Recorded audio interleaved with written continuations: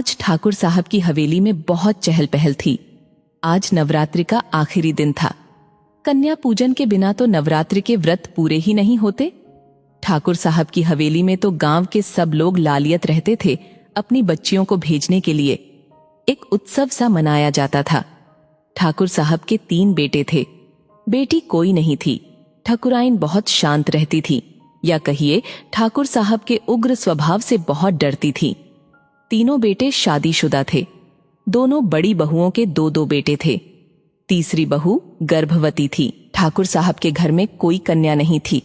गांव वाले सोचते थे कि इसीलिए कन्या पूजन इतनी धूमधाम से मनाया जाता है। जब कन्या पूजन चल रहा था, दोनों बड़ी बहुएं दरवाजे की ओर से बड़ी हसरतों से बच्चियों को आंखों में आंसू भरे देख रही थीं। बड़ी बहू बोली, मंजली, इन बच्चियों को बापू सा कितने प्यार से भोजन करा रहे हैं, पर हम दोनों की बच्चियों का क्या कसूर था जो गर्भ में ही उनको मार दिया।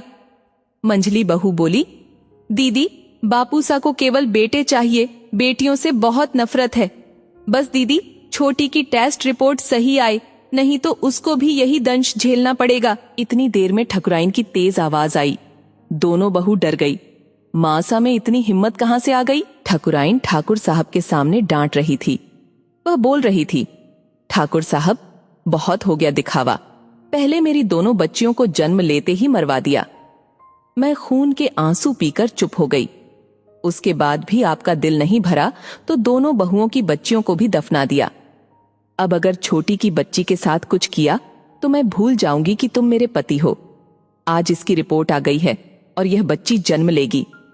ठाकुर साहब ने जैसे ही मारने को हाथ उठाया, ठकुराइन ने हाथ कसकर पकड़ लिया और कहा, बस और नहीं, ये कन्या पूजन का दिखावा बंद करो।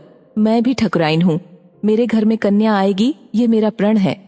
ठाकुर साहब ने देखा बाहर गांव वालों की भीड़ लगी है।